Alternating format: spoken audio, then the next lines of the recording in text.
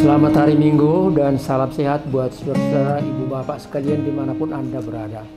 Hari Minggu, Domingo, hari Tuhan. Inilah waktu, hari yang diberikan Tuhan kepada kita bertemu satu sama lain dan mendengarkan firman Tuhan untuk mendukung kehidupan kita. Mari kita baca firman Tuhan yang diperuntukkan hari ini untuk Minggu tanggal 20 Maret tahun 2022, tertulis dalam kitab Injil Lukas pasal 13 dimulai dari ayat yang pertama hingga yang ke-9. Demikian firman Tuhan. Pada waktu itu datanglah kepada Yesus beberapa orang membawa kabar tentang orang-orang Galilea yang darahnya dicampurkan Pilatus dengan darah korban yang mereka persembahkan.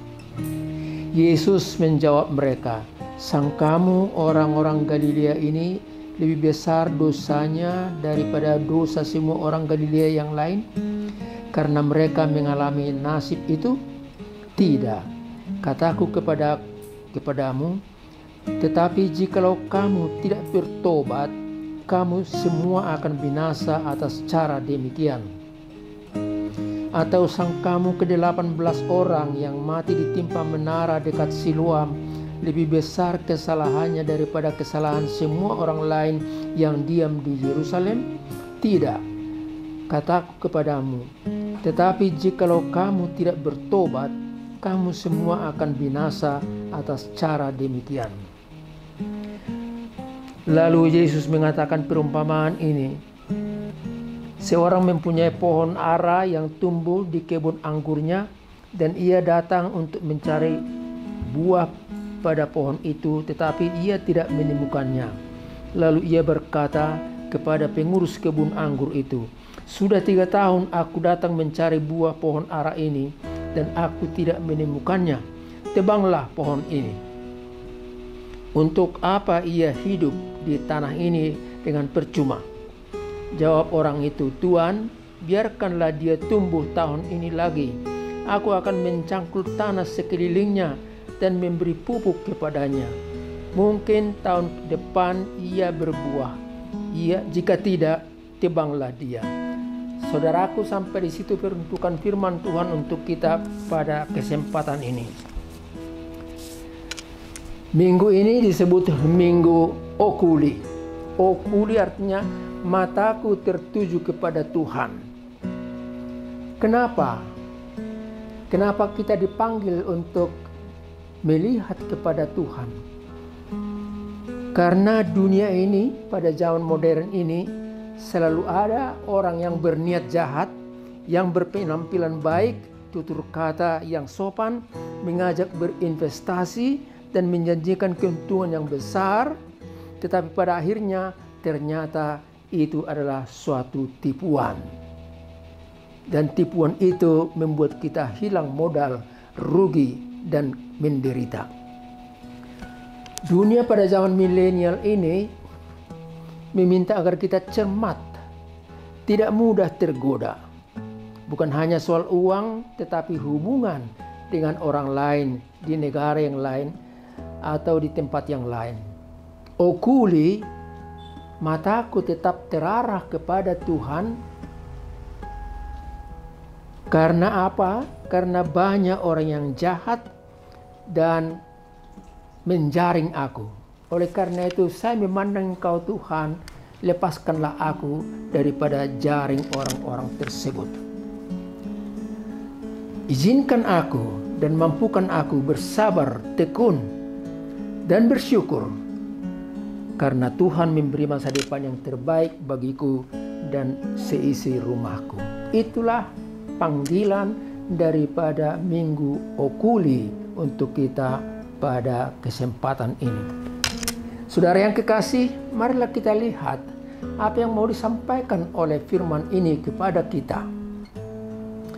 Ada 2 berita yang berbeda, tetapi tujuannya sama, tujuannya satu.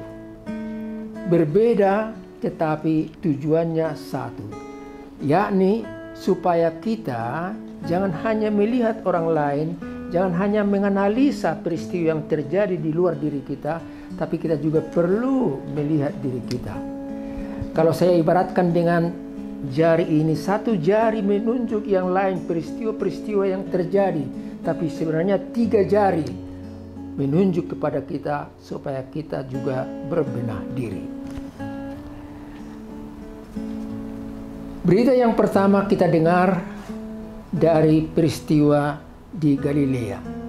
Ada pemberontak di Galilea dan mereka itu akhirnya dibunuh oleh tentara daripada Latus, dan darah daripada pemberontak ini dicampurkan oleh Pilatus dengan darah kurban yang akan disampaikan dalam ritus ibadah orang Yahudi tadi.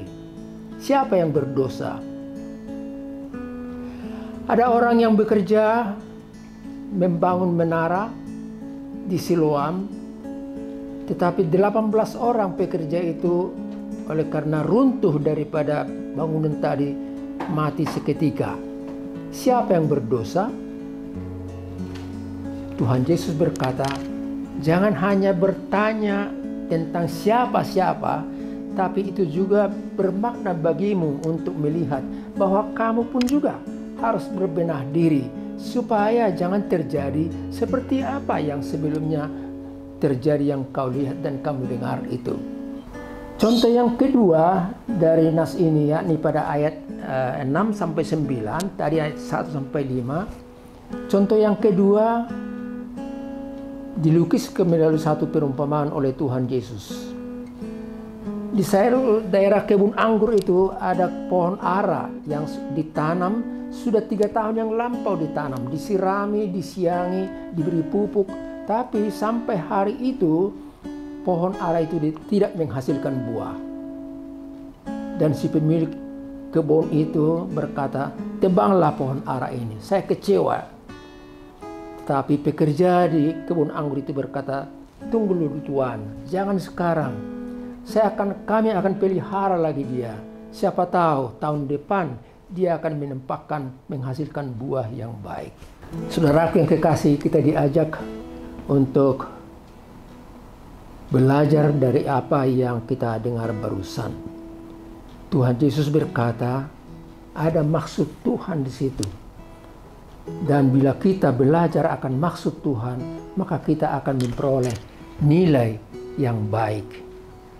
Satu ketika Tuhan Yesus melihat seorang buta yang dari sejak lahir lewat dari depan dia. Dan para muridnya bertanya, Rabi, siapa yang menderita, siapa yang salah, siapa yang berdosa? Makanya anak ini sejak lahir sampai saat ini mengalami penderitaan seperti itu. Dan Tuhan Yesus berkata, bukan orang tuanya, bukan dia yang berdosa maka mengalami seperti itu, tapi supaya kemuliaan Tuhan nampak melalui diri orang itu. Dan dia memanggil orang itu, dan Tuhan Yesus meludah ke tanah, dan tanah yang sudah kena ludahnya itu diaduk dan ditempelkan ke mata daripada yang buta tadi, dan sembuh, dia dapat melihat. Kemuliaan Allah nampak dalam kesedihan itu, dalam peristiwa itu. Saudara-saudara yang terkasih, sekarang marilah kita lihat apa yang menjadi masukan untuk kita melalui khotbah saat ini. Ada 2 hal yang ingin disampaikan. Yang pertama, amati yang terjadi dan belajarlah dari peristiwa itu. Amati apa yang terjadi dan belajarlah dari peristiwa itu. Saudara, mari kita lihat apa yang ada yang terjadi sekarang ini. Rusia berperang dengan Ukraina. Banyak orang menderita yang tidak berdosa, yang tidak ada hubungannya dengan peristiwa tersebut, tapi mereka menderita. Ratusan orang yang mati, rumah-rumah dan gedung bertingkat hancur, ditembaki dengan meriam, dan banyak yang mengungsi ke negara tetangga. entah itu Polandia, Romania, dan lain-lain. Siapa yang berdosa? Kalau kita belajar kepada nas ini, kita lihat peristiwa itu terjadi yang membuat orang menderita karena ada orang-orang yang berkuasa yang ingin mengendalikan orang lain, yang ingin menjaga ketentraman dan kenyamanannya. Maka dia menghancurkan orang-orang yang membuat ancaman kepada dia dan kepada negaranya. Mari kita lihat apa yang terjadi di sekitar kita di Indonesia sekarang ini. Kita sebut saja iklim atau cuaca pada saat sekarang ini iklim yang anomali, artinya yang tidak terkendali, yang tidak ada aturan, anomos, tidak beraturan. Sesungguhnya sudah diharapkan musim kemarau, tapi toh yang terjadi adalah hujan. Guruh terjadi dan kilat saling menyambar. Ada yang korban. Banjir bandang terjadi, rumah dihanyutkan, termasuk seisi rumahnya, harta bendanya, ternak dan piaraannya, sawah ladangnya hancur. Longsor terjadi, ada orang yang meninggal tertimbun oleh tanah tersebut. Siapa yang berdosa? Kalau kita mengacu kepada nas ini, jangan tanya siapa yang berdosa dalam peristiwa tersebut, tapi lihatlah, kita sendiri juga harus menyadari diri kita supaya hal yang sama tidak terjadi. Oleh karena itu berbenah dirilah, introspeksilah, hargailah lingkungan hidupmu. Jangan membabat hutan hanya untuk mencari harta dan keuntungan, tapi peliharalah kelestarian alam. Dan dengan demikian, maka alam itu akan memberikan keuntungan dan sukacita bagi kamu sendiri. Saudara yang kekasih, mari kita lihat contoh yang kedua. Tuhan memberi kesempatan untuk berbenah diri dan berbuat baik. Pada ayat yang ke-6 sampai 9, Tuhan Yesus memberikan perumpamaan. Seperti pohon ara di tengah-tengah kebun anggur seseorang. Pohon ara itu tidak berbuah. Sebenarnya si pemiliknya sudah bermaksud untuk menebang pohon itu karena dia kecewa. Tapi pekerja daripada kebun anggur itu berkata, "Tuhan, sabarlah dulu. Jangan ditebang sekarang. Kami akan pelihara dia. Siapa tahu tahun depan dia akan berbuah." Apa arti perumpamaan itu bagi kita? Saudara, Tuhan memberikan kesempatan hidup bagi kita orang per orang. Tuhan memberikan waktu bagi kita supaya kita berubah, supaya kita bertobat, supaya kita boleh menghasilkan buah-buah yang diharapkan oleh Tuhan dari kehidupan kita masing-masing. Itu yang menjadi inti daripada perumpamaan tadi. Oleh karena itu, kalau kita langsung kepada aktualisasinya, jadikanlah hidupmu seperti pohon yang berbuah. Kenapa? Karena buah itu menunjukkan pohonnya.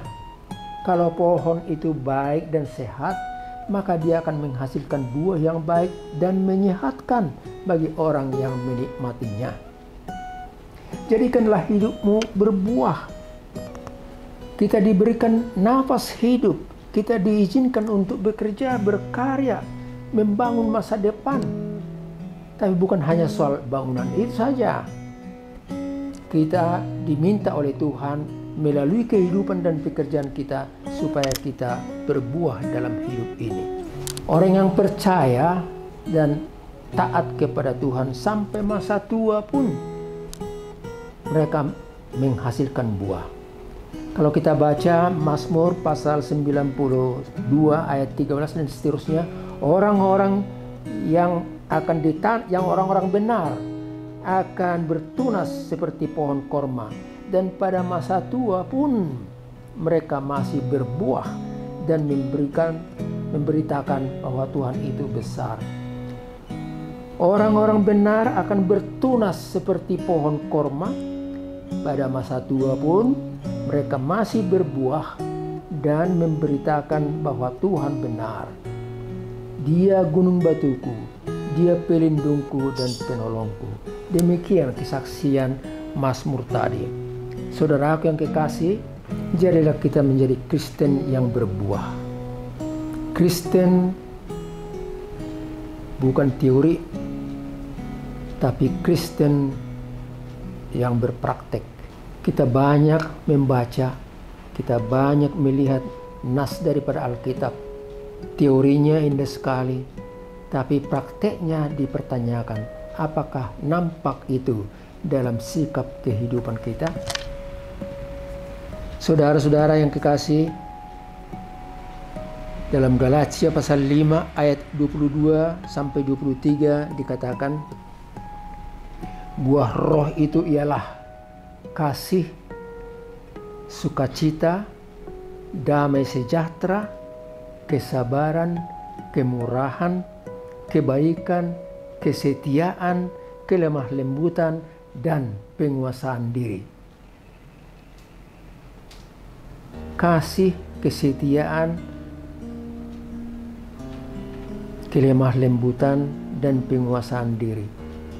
Itu konkret dalam gambar situasi kehidupan.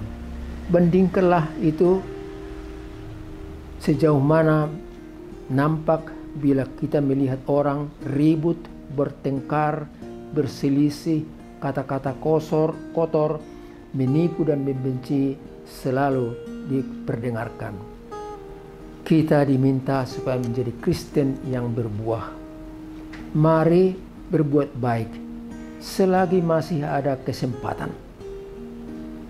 Don't wait till tomorrow. What you can do today. Don't wait till tomorrow. Kenapa? Karena tomorrow itu, nanti itu, besok itu bukan milikmu, bukan milik kita. Tuhan yang tahu apa yang terjadi untuk hidup kita besok. Oleh karena itu, selagi masih ada kesempatan, today, hari ini, lakukanlah yang terbaik kehendak Tuhan. Dan itu menjadi panggilan bagi kita saudara-saudara. Saya akhiri renungan ini dengan satu lagu yang sering sekali kita dengar, yang mengajak kita untuk memakai waktu sebagai kesempatan yang diberikan Tuhan. Hidup ini adalah kesempatan. Hidup ini untuk melayani Tuhan. Jangan sia-siakan apa yang Tuhan beri. Hidup ini harus jadi berkat. Oh Tuhan, pakailah hidupku selagi aku masih kuat. Bila saatnya nanti ku tak berdaya lagi, hidup ini sudah jadi berkat. Sampai di sini pertemuan kita pada kesempatan ini. Kita akan ketemu lagi minggu depan. Tuhan melindungi kita, melindungi Anda dan aku juga. Kita diberi kesempatan lagi untuk mendengarkan firman-Nya minggu depan tanggal 27 Maret yang akan datang. Tuhan memberkati kita dalam keluarga, pekerjaan, dan juga pekerjaan kita sehari-hari. Mari kita berdoa. Terima kasih Allah Bapa di sorga atas firman-Mu yang barusan Engkau perdengarkan kepada kami, yang mengajak kami supaya kami tidak hanya melihat orang lain, menganalisa peristiwa yang ada, tapi kami juga perlu untuk melihat diri kami sendiri, introspeksi. Kenapa terjadi ya Tuhan begitu banyak penderitaan, bencana alam? Pasti di situ ada manusia-manusia yang salah berbuat, bertingkah. Ada manusia yang serakah. Ada manusia yang ingin menjaga, melindungi dirinya, sehingga terjadilah perang seperti yang kami lihat akhir-akhir ini. Tuhan, mampukan kami untuk melihat siapa kami sebenarnya. Dan kami disadarkan bahwa Tuhan memberikan kami kesempatan hidup, dan kesempatan itu Tuhan menantikan dari kami buah-buah kekristenan yang baik, yang berguna untuk orang lain, untuk Tuhan, dan juga untuk diri kami dan keluarga kami. Ampuni kami atas dosa dan kelemahan kami, Tuhan. Kami berdoa sekali lagi supaya Tuhan juga melindungi dan memberikan pemulihan kepada orang-orang yang sakit. Kami juga berdoa dan sangat-sangat berharap supaya kejadian sekarang ini, pandemi ini berubah menjadi endemi, tetapi kami harus juga tetap taat protokol kesehatan, dan dengan demikian kami akan selamat dalam hidup ini. Terpujilah namamu Allah Bapa di dalam Kristus Yesus, Tuhan dan Penebus kami yang hidup. Anugerah dari Tuhan kita Yesus Kristus, kasih setia Allah Bapa, dan persekutuan dari Roh Kudus bersama dengan saudara-saudara sekalian. Amin.